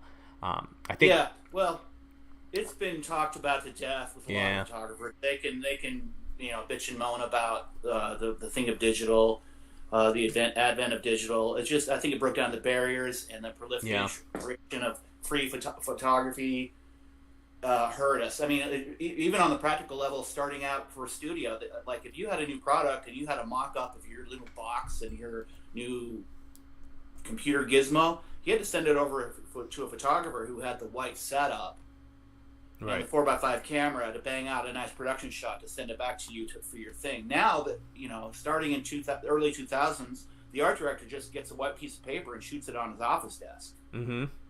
Yeah. So it just hurt in a lot of different ways. There are guys who used to make a living just doing stuff on white.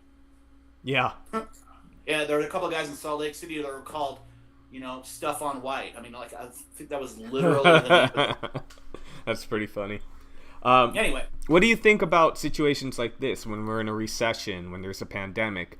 Because it could go either way. It might weed people out. People might close shop that, it's going to be really hard for event photographers, for example. But I also think it might, just anytime there is a recession, people are going to be looking for a side gig. And I think we might have a more saturated market because of this. So I go both ways. I'm not really sure. Yeah, and for me, the pendulum is swinging the other way. I've gotten a lot of, well, not a lot, but I mean, more and more work from people saying, we're done with, such and such kind of photography. We, it's I think that makes professionals stand apart a little bit more now than they used to. So, and there's a lot more uses for photography. Mm-hmm. I mean, we only had publications, right? Printed material. Yeah. Think about it. Now, with the advert, and there's a lot more photographers, but there's a lot more need for content. Yeah, absolutely. And people don't really think about it that way, because it used to be literally, magazines and newspapers. Yep. Books. Yeah. Now you're hit with it before you get out of bed in the morning. Yeah, exactly. Okay, let's move on to this image. This is a gentleman. I was at an airport at a shooting convention in Vegas. Mm-hmm. And this guy had some cool tats. And I had my infrared camera with me, and I was just reading an article about how infrared really shows tattoos on people. So I told him about it, and especially on African Americans, like this gentleman. Yeah. And I'm from Utah, and there's just not a whole lot of opportunity here for that. Yeah.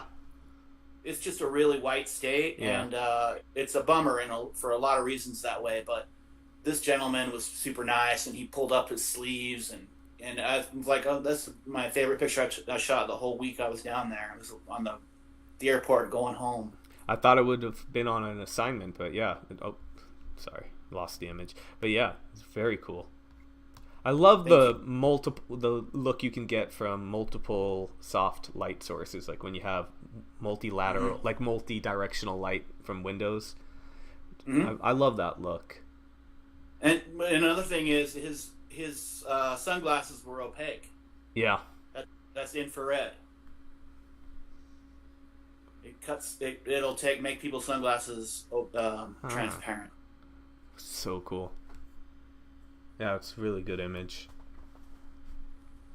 Thank you. Sorry to be so it's not that articulate on that one. Just saying it's a good image, but it is. Okay. This is great. This is great. I just want some feedback. Yeah. City Hall. Okay, is that the mayor? Yes, it was. Cool. Mayor of a small city in northern Utah. Another gentleman from that had us, 3 or 4 years in a row. This Utah Local Governments Trust had to photograph these various county officials, politicians from around the state. And Utah's a big state. Not as big as California, but pretty big. What's the population? Oh, the whole state, maybe 2.5 million. Okay, what is California? 10 or more? 50. 50? Yeah. What am I talking about? Hang on. Yeah, I'm trying to remember. If California was a country, it would have the 7th largest gross national product in the world. I think it's higher now. When I was a kid, I remember learning that, but I think it's the 6th one. Yes. Yeah. People work. What is she up to? She's cleaning? Drilling on some fiberglass or something. Oh, that's what those gloves are for. Yeah, again, like as an option, you could just like go all in on a thirds, right, but option, right? Maybe scoot it a bit up so that it's going to thirds again, and then scooch the crop up a little bit so that I have not right on there. Yeah, so I want symmetry on the boat.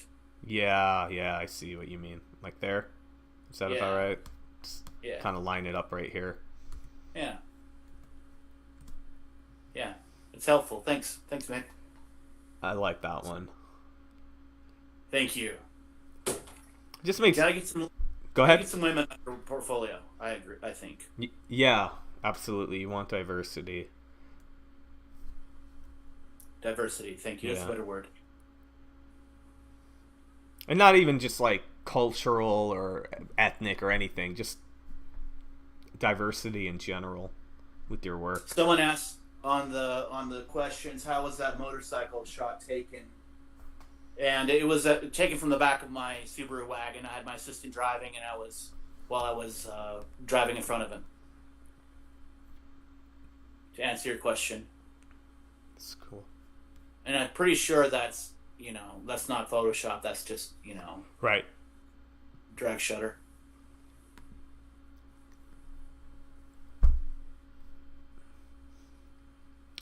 Here, I don't think I would recompose it for the sake of lining him up on the rule of thirds in this direction, but maybe vertically, or where I would probably. Oh shoot! Come from the other side.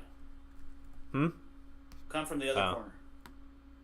Well, I was just thinking that lining his. Obviously, I don't think I'd do it for this image, but if I were reshooting it in a dream world, I probably would try to get the eye line 1/3 down in general, and then have more space on the bottom. Yeah. Well, you're really, you're also very committed to original crop ratio, and I have no problem just making it.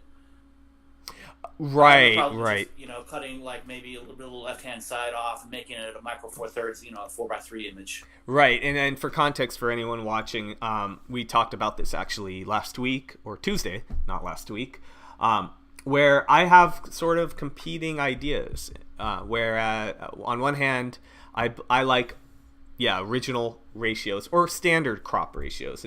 Sometimes once or twice I've cropped a 35 millimeter into a square. What I don't like, so if we're cropping, hang on. So if I click the little lock here, now I can change it to any ratio I want, right? Yeah, I almost never have that lock clicked. Yeah, I'm not a fan. And if I do crop out of the original, I stick with the traditional. So maybe like we'll go 8x10, which is micro 4/3 basically, right? Not quite, I think. Isn't it? Maybe it is. Yeah, because 4x5 micro 4/3. So I think it's a 4:5 ratio. So hit that drawbar again. See if there is one. 4x3. Right there. One more down. Okay, hang on. I didn't see it. Oh, okay. Is that micro 4/3? Yes, that's micro 4/3. Okay. Oh, that makes sense. I'm 4/3. Acting pretty stupid right now. Yeah. Okay. 4x5 would be like, It's a little more square. Yeah. Micro 4/3 is a little wider. Let's see. Yeah. See? I just was told there's less lag now. I think that had to do a lot with I was overpowering the system, and maybe I'll try to work on the technical stuff later after this. But I brought in I used my DSLR for video capture instead of the webcam and all that stuff, and I think it was burdening the system. Stop it! It's fine. Yeah. I think this is great. Don't. No, it is what it is. Yeah, great. I'm enjoying this myself. If no one else is, I apologize. I am too, actually. I really enjoy it. So let me see. Make sure I do this. I go on tangents just to make sure I made my point. So on one hand, I do think I like traditional crops because when it's outside of one, I recognize that, and it makes me uneasy. But at the same time, I really believe in challenging all notions about everything. Just because it's what we do doesn't mean we should do it. There's a lot of stuff where people are just like, well, that's just how it is. And a lot of it is arbitrary. Here's my philosophy, and that is, I think a lot of photographers are trying to please other photographers. Yeah. And I think, I don't think a client or somebody who's going to hire me would never say, oh, that's somewhere between micro 4/3 and 35 millimeter. Right. You're 100% correct. But they're used to all kinds of freaky crops. You might know better about that than I do, actually. But I will challenge you a bit and say that I think a lot of people are used to specific aspect ratios without knowing it. So they might not be able to say, well, that looks like a 4x5 or anything like that. Yeah. But they know when something's outside of the traditional norm because they are consuming images all the time. Yeah. Just as a side note, the Scott Ciaustino gentleman from Britain that I showed my portfolio to, he not on particular with my portfolio, but on his YouTube channel, he talks about. It's like, oh yeah, let's go 4x5 and give it a real premium look. Okay. So there you go. There you have it. Different strokes. Yeah. So I guess just to make sure I'm understanding, he's suggesting that when you crop a 35 millimeter or whatever type of shot digital and you make it 4x5, it has a premium look because of that association with a 4x5 camera. No, I'm saying that like if he's looking at somebody and he's done this with other people's portfolios, and the same thing like you is like, okay, well, take a look at this crop, and if it's sort of close to 4x5 ending up, you're like, oh, let's just go 4x5, make it premium, kind of thing. Maybe it's just a tongue-in-cheek kind of thing. It is kind of a tongue-in-cheek, exactly, yeah. tongue-in-cheek. Yeah, okay. But I gotta check. Tongue-in-cheek is based in reality a little bit for him. I gotta check out his channel. And by the way, do me a favor, just put your website into the chat in case people want to check it out. His work is excellent. What's up, Chris? Chris just joined us. Good to have you.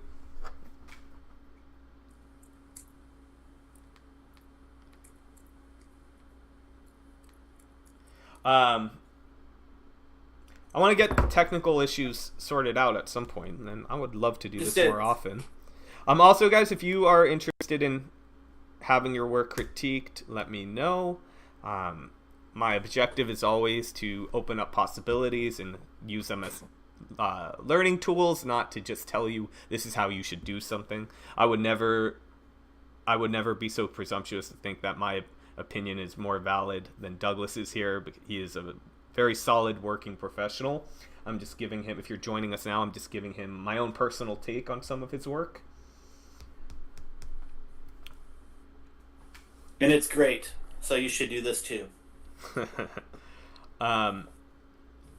So now, like, when I teach my students in person, after I've done it for a while, I don't even have to say certain things, or I'm just like, what am I going to say? And they already know. So, like, what am I going to say here? Well, you know, you could go all the way as an option. I prefer, it's actually a nice crop. A problem, I think you do have a bit of headroom here. I think you could have brought it down like an inch, you know what I mean? Like a little bit. You could have also, you could have probably cut the angle a little bit and maybe step to your left a tiny bit and then angle it toward him. I don't know how else to explain that. Sort of step to the left and pivot to the right, just to create a more dynamic motion in this direction. So one quick hack to getting more direction in a photograph is simply cutting an angle. Sure. You know this. I'm just saying it for everyone else. I think you could have cropped this a little bit differently. Just given more of his torso, torso. Yeah, it's pretty full frame. Yeah. Well, I was going to take a few of these out. Like I've said, I would maybe take that one out. This is one I like quite a bit. I love this shot. It's so interesting. Most of your images, you're just right in between the middle and the third. I'm a rebel, man. And I wonder if it's intentional, whether conscious or not. It's not bad. It's not bad. Again, I just like to give possibilities, not corrections. It's not like you need to. I understand. I know where this is coming from. So yeah, like bringing that in would be a little more traditional. But it's like I've said before, I think having a balanced image is the most important thing to achieve. A lot of the rules for composition are just helping you achieve that. So this is a very well balanced image. All available light. Yes. Yeah. There's no highlights in his glasses. It doesn't look like there's any flash. The perfect over cloudy, just slight overcast day. Yeah. So there's enough for some direction. You can see it under his elbow there on his left elbow, but not so much that it's terrible. I mean, it's like God's softbox was up there for me, and I just had to turn around. Yikes. Hang on, I'm just trying to, I'm gonna post your website into the comments real quick. I already did. Oh, you did? It's not showing up on my phone. Huh. Let's see. Yeah, I don't see it. I'm gonna do it again.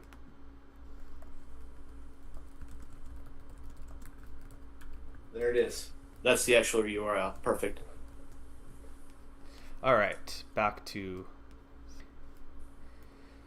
Yeah, so this is definitely, I think, one of my favorites. I just love the perfect exposure. It's just not over or under at all. Obviously, if we look at the histogram, we can hover on the to show the Sure. black clippings, but that's normal. Yeah. Do I care about the detail in that? Absolutely No. not. Yeah, it's just not necessary, and I think some people might misunderstand if you teach them about how important it is to not lose information. They might take that too serious and say, "Oh well, I better bring those shadows up," but it's really not Yeah. necessary. It's going to be on a website. I want it to be a little punchy. Yeah. And if I put that for print, maybe I would have brought those up and left it up to the printer. Yeah, just like what I really love here also, if this is our center point right here, we have like the wheels and the what do you call it, wheel well, Yeah. and him just leaning, and you create kind of a symmetry in that way. So it's kind of flowing out of that. I really love that. Okay. I Go ahead. enjoy taking pictures of people. I enjoy taking pictures of people who don't get photographed very much. I think I have, I might say, a little bit of a talent to loosen these guys up a little bit. Mm-hmm. Disarm them. Yeah. Nobody wants. I mean, you go on a construction site or a major industrial site. Nobody wants their picture taken. Almost, it's like 1%. Right. And you spend a lot of your time just like, hey man, this is gonna be awesome. You just lean right onto that shovel. What is this thing? What do you use this thing for? And then he's like, well, we use that to bring those rocks. And I'm like, so so your pickup's not gonna work. He's like, oh, and then he's just gonna stand there. You look great. And then he just sits there and I've got it for 90 seconds, maybe 2 minutes. Then I go on to my next shot. I mean, that's right. The nature of this photography is sometimes. I mean, I did not set this up, location scout it, any of that stuff. Right. It was, we need you to go around and we have these 29 employees we need you to photograph today and tomorrow. Okay. And that's really, building rapport is like one of the largest, most important parts of being a photographer. Being able to, if you're working with people, and in a lot of ways it's the most unlearnable, but it's learnable. But ultimately, some people know how to read people and build rapport, or they have a higher starting point.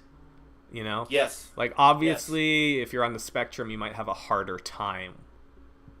I showed up to a shoot once for Phillips and Jordan, a big excavating company. They were putting a big gas pipeline through this community, and I showed up. It was in a different state, and had to find him. This isn't going through town. This is out in the middle of the wilderness. Mm-hmm. Pull up to the site. 8:30 in the morning, my call time. I've been driving for 90 minutes from my hotel in Casper, Wyoming, and the guy just looks at me, and I introduce myself, and he looks and he says, "Hey, that ain't gonna happen today." And I'm like, okay. So I had to call my client in New York City to talk to this guy. So I had to literally do that, call him, and he's like, give me the phone.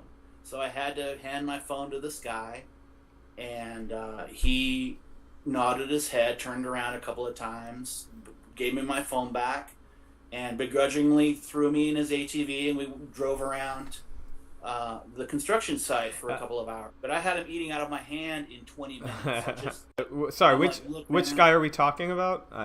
The gentleman who told me that we couldn't do it today. Oh, this ain't gonna happen today. Yeah. But so the thing is, I just by getting in there into his ATV with him and saying, "Look, man, I don't get paid unless I get some pictures today. You look too good not to be photographed today. Let's just get this done." What do you got going on here? You understand that, we're all doing our thing. You're doing your job, my job. And he was like, you're absolutely right. Let's just do this. So, a lot of macho types are not super psyched about it. Interesting. Yeah. You have to do that. This is a scientist. They wanted a picture of him in front of some science stuff. Checks all the boxes. Company logo on the shirt. Looks really sciencey. Yeah. Good light. Little softbox on him, a little bit of a on this one, right? Yeah, Yeah. and a little bit of I put a little grid spot on the upper right, kind of going down the chalkboard, give it a little highlight. Yeah. This is another one of my favorites, just color-wise, composition, etc. It looks great. Thank you. That's that same drill that you saw the night shot from above. Oh, okay. Yeah, for me, this one, and I'd say, where'd he go? No. And this one are my favorites of the collection. Thank you. I like him too. Guys at work. And then Young guy with a kind of a look on it. I just like the look on their faces. Yeah. That's what strikes me for these. It's just very it's a good smile. It's genuine. It's natural. Yeah, yeah. The guy, he drives a big ass truck, and he's proud of it. This guy works on him. So this one doesn't really fit as much, but it's not about fitting. Because if we are trying to show some diversity, right? Is this the portrait editorial section? Yeah, I'm really torn on that one. I mean, there is another guy on white, the gentleman, the black and white one that we saw earlier, shot 2.25. Right. This one. Yeah, I'm not sure. I just like this guy is a football player, Tim Hightower. I don't really know. I'm not a football guy. I don't know which team he's a professional. Maybe somebody out there does. But he had like a ridiculous vertical jump. I just wanted to show that. I wanted to show something in the studio. I didn't want people to say, oh, he only does stuff on location. I wanted one or two studio shots to show that I can operate a Pro Photo flash strobe system and freeze a guy in the midair. Yeah. But maybe that's not enough. I don't know.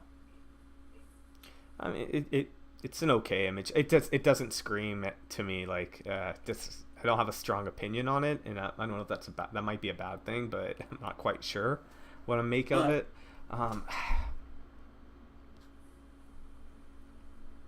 I think a lot of your work,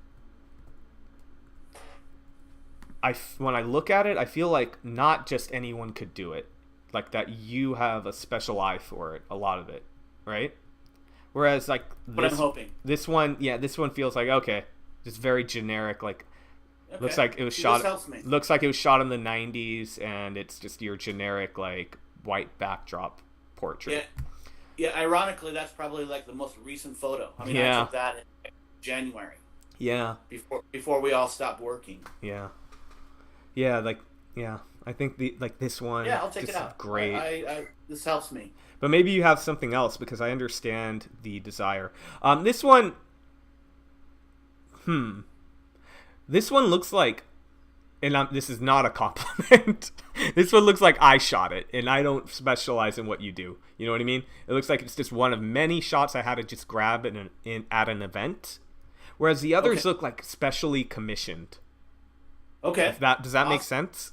Yeah. Well, that's what I want. I want people to know they can send me out and come back with the goods. Yeah, like these, they're gonna be printed. They're gonna be used for special cases. Where like this one just feels like, okay, you were shooting an event and you just grabbed a post shot real quick. Also, as and you struggle with this a lot too, is what people do with their hands. Mm-hmm. And I've been really on the fence about how that gentleman in front of the city hall is holding his hands. There's so few ways they can do it when you're just standing straight up, Right? There's just exactly. You're very limited. What can he do? Their clothes look bad in a suit if he's folding his arms. It doesn't look right if he has his hand on his waist. Sometimes I'll have him unbutton and maybe pull the jacket back, put the hand in the pocket. That look.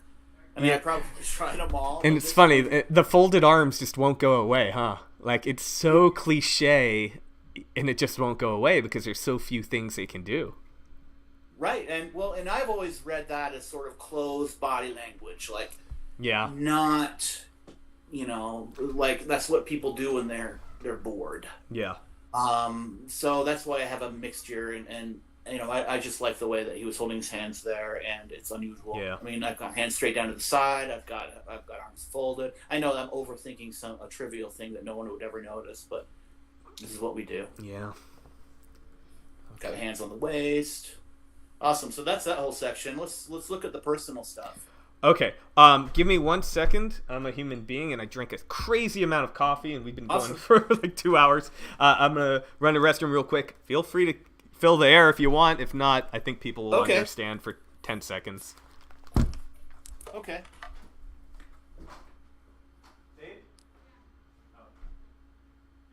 Okay. Yeah. This is a picture of my nephew in a pool that I took in like 1988, maybe 2.25 image. I spent a lot of time over the last few months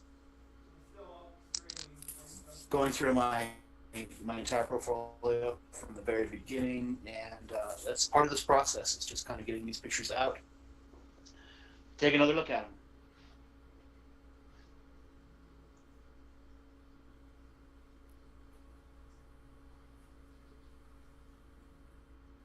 So let's see if you have any questions. No. Hopefully Nick will be back any second. Um,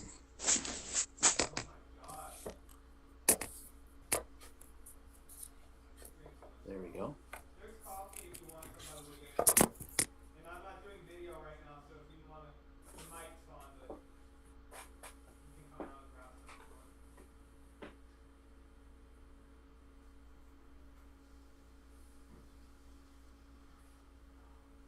Yes.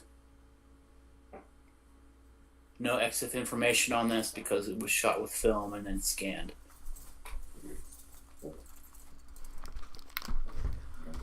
Okay, I'm back. Excellent. We're just looking. I was just telling your viewers that I took this picture a long time ago. There's no EXIF information Right. about anything because it's scanned from a negative that I took in 1988. And you actually shared this with me on Tuesday in my photography group, Google Meetup. And that is open to anyone that's supporting the channel on Patreon. I hate having like a firewall, or a barrier, but I just want to let the group grow a little bit more organically. And if I open it up to 100 people, people don't really know each other. But it's a fun little group. I hope you enjoyed it. My idea, I did. yeah, it's just kind of no pressure. People share every week their work if they want to. They can just come and hang out, talk photography. It's been a lot of fun for me. So I'm looking forward to that growing, but I just want to make sure it grows organically so people get to know each other rather than feel like they're talking to a bunch of strangers every week. Yeah, and the nature of that, it's I mean, I don't know if that would work with 50 people. It might not. So Yeah, so eventually, it might get closed, or if people stop showing up, then I can invite more people. But I'll tune in when I can, but I removed all of them from my calendar. It was like Tuesday night at 8 o'clock for the rest of all eternity. yeah, no problem. All my calendar. You might have to. You might have to.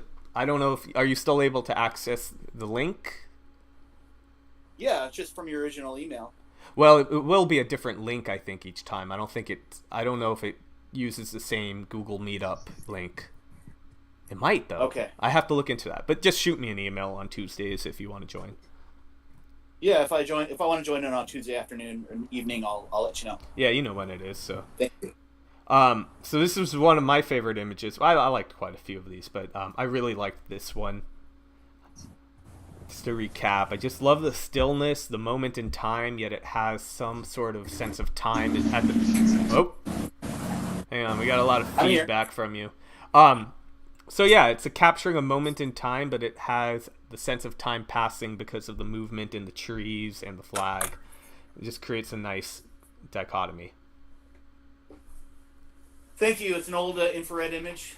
from central Utah. I had to shoot those wind towers, and I spent a lot of time driving around town, photographing whatever I could. I had to be there for 3-4 days in a row, and there's not much else to do. So street photography is something you can do in a small town. It's great old buildings. You know how it is. And just again, you're probably going to want to explain infrared photography because not everyone watching will be familiar with it. Yeah, that's right. I forgot. Infrared is a technique of capturing not just light but also heat from a subject. So infrared film is you can have a camera converted nowadays where they take out the anti-aliasing filter, if there is one, which is a kind of a blurring filter in front of your sensor to kind of help smooth the image for a computer. They take that out and they put in a physical, just basically a dark red filter, and you can shoot with a digital camera and look through the viewfinder as normal, and it'll take an infrared image. It's quite fun. Exactly. All right, let's go back to light. Is that a good explanation? Yeah, that was perfect.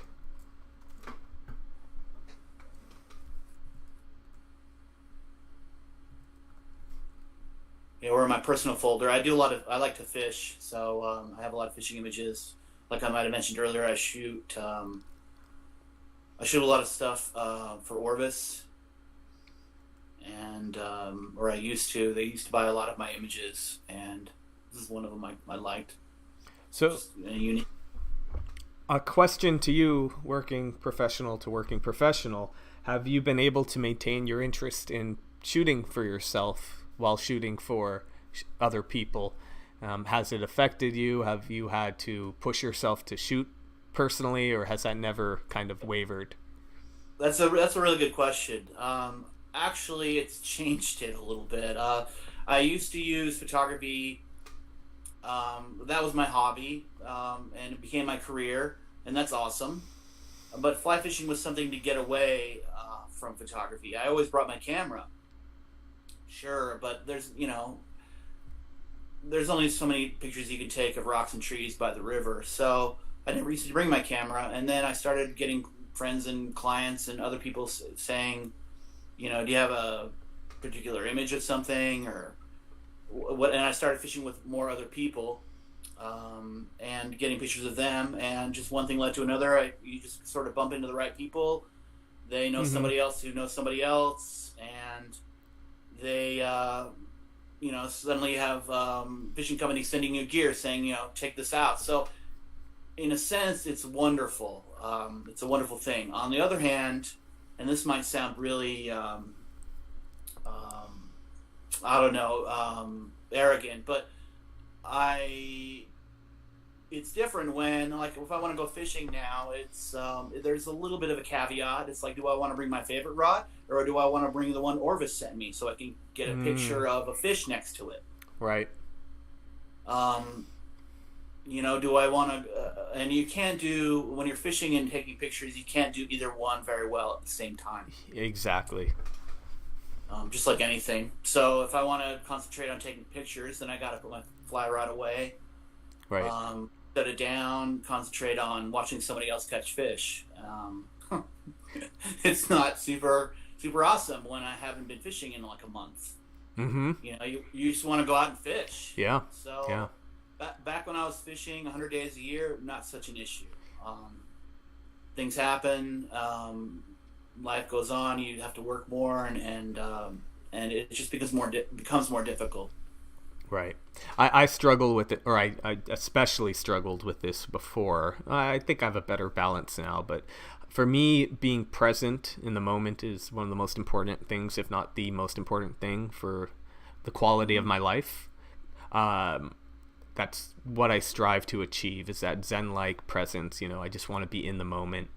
And it's hard, like, to combine multiple things. Like, I didn't grow up poor, but I didn't grow up in a family that went to Europe during the summer or anything like that. Yeah. And so, like, I worked my ass off to build my business, and it wasn't until 2014 that I was able to, like, that was the year I actually felt like, oh my God, I made it. Like, I have money in the bank. I have jobs booked out for the future. I'm going to go to Europe. And I went to Europe for a month. It was a trip of a lifetime. I barely took a photo. I brought a Sony RX1. I shot a few. But like I didn't want, it wasn't a photography trip. It was like a Mick trip, you know, it was for me. I went alone, you know, and I didn't want that to get in the way. Or making YouTube content. I have tried and I've done some, but I really, when I started my channel, I wanted to go out and shoot personal work and document it, etc. But I find it impossible to like truly do it right. To truly document my process is to not document my process. Like I can't have a camera. You know, I try to compromise, but it's never the same. If I want to go out and do street photography, I need nothing but my camera in my hands that I'm actually shooting with, not video, you know. It's a special talent. You know, the Peter McKinnons and the Thomas Heatons. I mean, those guys go out on or like Thomas Heaton in particular. He does some beautiful, beautiful work, but I mean, it's a production. That guy's he must put together some kind of a storyboard. Yeah, Before he goes out, it's like, okay, I'm gonna get all this B-roll, and then I have to get what do I need for B-roll? I need a picture of several shots of me walking along the trail. Yeah. I need a drone shot of me with my camera on a tripod looking out at the vista. I mean, all this stuff has to be thought of ahead of time. Right. And then he has to go back and put it together in post and make a 20-minute video that would be interesting to 1 million people.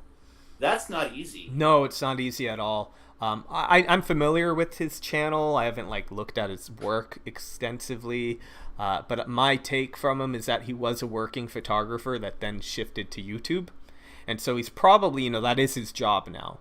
And so that would make it a lot easier. It's really hard for someone like me to like do something of that level because when it's not my job and I don't really make money from YouTube. So it's really, really tough for me to justify it, you know? I'd have too much guilt that I really need to be focusing on my own business, you know? That kind of thing. Well, you're trying to be an event photographer and, you know, create some good YouTube content for some folks who might be interested. I think folks like that went all in. Yeah. And said, I have to do this. And he comes over with great content and great photos. Yeah. They're not always, you know, like epic, but I really enjoy just, you know, watching the whole journey. And, you know, again, he's British, so they have a whole different kind of culture when it comes to photography and getting around and hiking through the brush. Yeah. It's interesting. He might do it well, but I'm sure that if you were to ask him, like, is he able to create in the same way that he would without having to make a print? Yeah, I don't think I think he would say, no, I can't create in the same way. So he shouldn't, like, I wouldn't judge his work off what he's shooting for YouTube, for example. Me neither, but I will say that he has come away with, he has gone out to take some pictures and it didn't turn out well, so he just comes back and it's like, that's the point of my video, it doesn't always work out. Yeah, I like his channel from what I've seen. I don't follow it very much, but I like his channel. So here's another infrared shot, right? Yes, indeed. So we have the blacked out sky. It's beautiful. I love it. Sky and the water remain a little bit blue with this particular infrared camera that I have. Mm-hmm. And then I can basically, it lightens up the trees, although not as much as black and white would. But I can take that tree color and make it just about anything I want, just by changing channels. I choose this yellow kind of super color. Yeah. I'm not sure everybody gets it, but I like it. And it's a personal page. I think oftentimes you get booked because of your personal work. I mean, they might see pictures of a guy, you know, standing by a truck and think it's really nice or on top of a wind tower, but this might connect to somebody who is looking for a wind tower shot, but also somebody who can, you know, take a picture of anything and make it look interesting. Absolutely, yeah. We talked about that before, but I think having some personal work can make you stand out. It can kind of reveal who you are as a person. It could just be something simple that gives the client something to remember you by, because if they're looking at a lot of event photographers and our work might start to look the same to them, but for me it's like, oh, the guy who does that photo series with his dog, like No one else is doing that, you know? Yeah. So it's a good thing. Yeah. But I've And struggled. speaking of dogs, Go ahead. I was just going to say, speaking of dogs, I was telling you the other day about how I got a really, really great client from the fact that she liked my website and it was great. She clicked on my Instagram page, and I have a lot of pictures of my dog. Yep. Who's passed away now, but still a lot of great shots from 6-8 years ago, right up until when he passed away. And she just happens to be Russian, and she spends a lot of time in Moldova, her home country, rescuing dogs. So it's just one of those one in a million things. You just never know. And I always ask clients, and I'm sure you do too, when you get a chance, in so many words, how did you find me, and why did you book me? I need to ask that more than I do, actually. It's incredibly important to know what's working and what's not working. And I agree with it. I don't do it enough, though, personally. I'll be honest. But it should be standard. Yeah, everyone should be asked that. And I think it's important, even if you don't get the job. Actually, almost more importantly, if you don't, what do you have to lose? Yeah, you're absolutely right. Mick. You chose Mick. He's a great photographer and good friend of mine.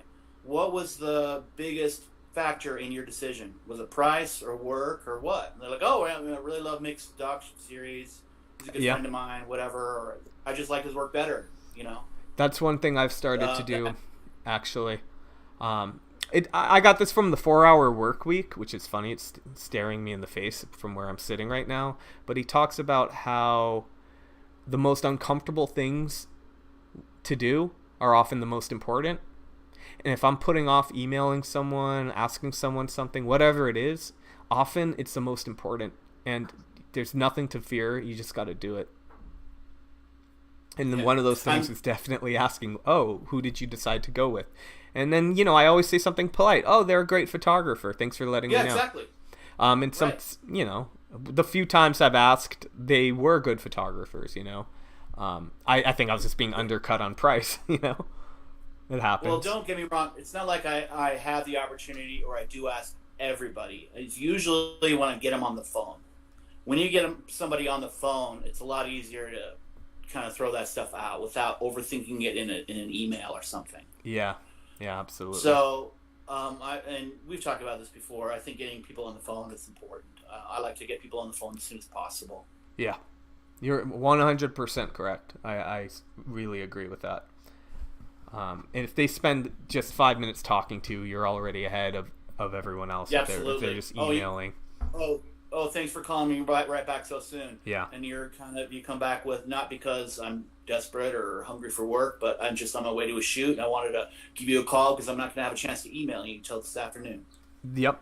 Great way to play it. Thanks so much. That's great. Well, yeah, this is what we're looking for. Spot on. So, anyway.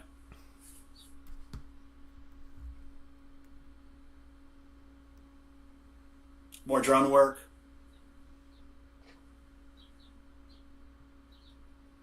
Oh, it's beautiful. I mean, they're all beautiful. Thank you. I had an FAA license for it, which expired just recently, but I was actually certified, took the test, everything. So I really, for a couple of years, I was really promoting that on my... Is that optional at this point? It's not optional. It's to shoot commercially, you have to have one. Oh, okay. But you can just for leisure fly a drone.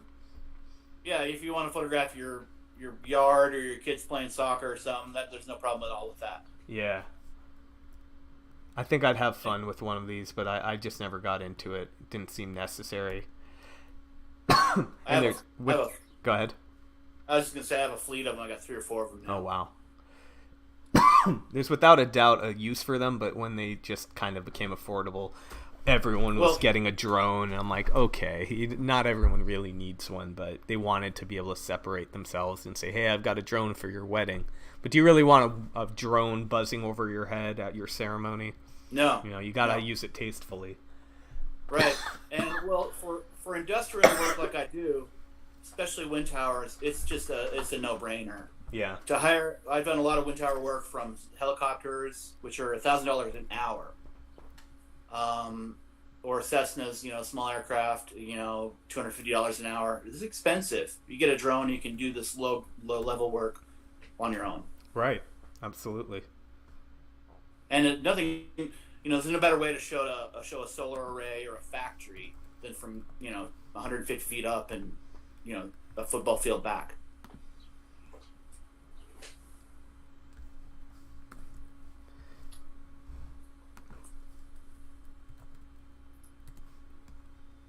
Okay. All right. So, anything else you wanted to quickly look at? No, I think we're good. Oh, that's nice. Oh, look at that shot, though. That's beautiful. Thank you. Man, why couldn't that one fit into your editorial, maybe? Yeah, is that in my personal page or? It's hidden one event. Oh yeah. Yeah, let's look through my event images because that's your expertise.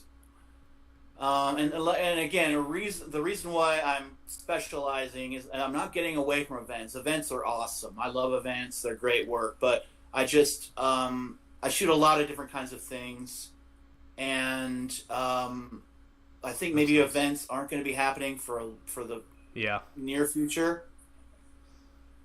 So I think I'm going to make more money per day on a daily basis shooting people at work.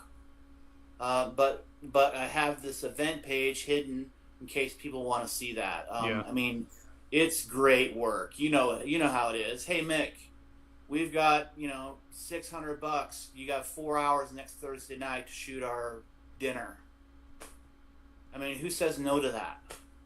Yeah. I mean, if you've got the goods, you're good at it, and you are. So you know how it is. Yeah, I mean, I chose it because I feel like I am good at it. I'm well suited for the work, and it's the least draining. It's the easiest work for me to do. Maybe it's because I'm good at it and suited for it, but I don't feel drained after it. Yeah, and the only stress about the job is getting there on time. Right. And once you're there, you hooked up your flash and your camera, you got a good exposure or two, man, it's like you start grinning because you're thinking, man, they're paying me for this too. At this point in my career, absolutely. Early on, I've talked about this a lot. Not so much with events, but I resented a lot of the work I did. I wanted it to be something it wasn't. I thought it was like my creative outlet, and while it is creative, it is not my creative outlet. I am doing something creatively, but I'm not creating. It's not my own work, and that's important to understand. Because you don't want to be that, I'm an artist and like nobody tells me what to do. You are you are providing a service, and it's important to understand that. But also, if that needs to be your creative outlet, then it can be very frustrating if you feel like someone talked down to you or etc. So it was harder for me at first, but when I separated the work from my personal work, it became very easy. And now, there are moments where, not to downplay what I do, because it's taken me I've worked on my craft a lot, and it's not easy work to do. It isn't, but there's much worse work to be doing and getting paid well for, Yes. Oh my goodness. Yeah. I've gone through the same thing. I mean, like I've shot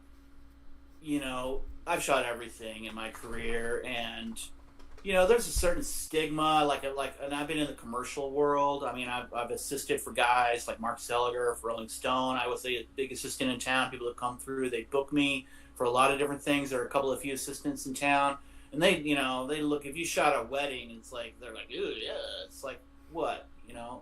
What's your problem? Mm-hmm. It's nobody's winning Pulitzers here. This is money, great money for great creative work, no matter what it is. Yeah. I would love weddings.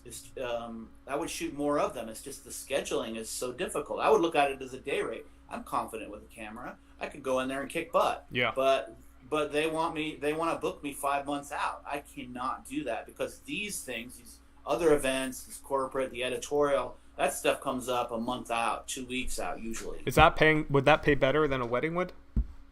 Not necessarily, but I shoot more of them. I mean, it's just you have to choose one or the other. I mean, if I booked out my wedding schedule and I could charge minimum $5,000 a wedding each time, I mean, I'd have a house on the coast. Yeah. It's good work and it's lucrative work if you can do it, but it's just the scheduling is the hardest part for me. I'd rather not turn down an event, a corporate event, or an industrial job because I have to shoot, Susie's wedding next weekend. Right. That's all. For me, if let's say the money was even, I'd rather shoot several events a week, every week, and that's okay. Than shoot fewer weddings and maybe have a wedding season. It's just it takes more emotion. Well, okay. The ideal, the end point for me is to not. It's really tough, but I don't like editing, and so if I'm not doing the edit, I don't care what I shoot. Like, I'll shoot weddings, I'll shoot events. It doesn't matter. Sure. But a wedding is more work to edit. So that's one reason I wouldn't prefer them over events. Events, you're pretty much, you shoot it, you provide the files, you're done. Yeah, I do. I mean, unless your wedding, your business model is, print heavy, and a lot of guys make their money on the back end, right? Yeah.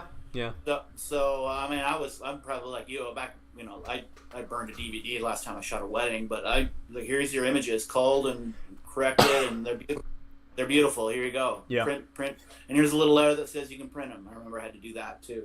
But that's only with weddings, the scheduling part. All these other events, many of them, unless they're a corporate client where, a wedding, an event, there are big conventions coming at the end of next year. A lot of these corporate gigs are within a month. Yeah.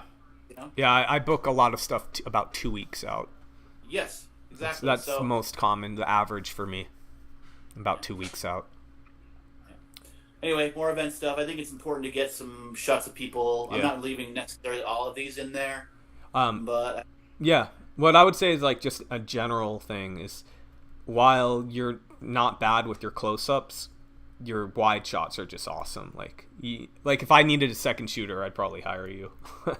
You'd compliment my work because I don't shoot it wide enough, I'll admit, and you nail it. All your wide work is just really good.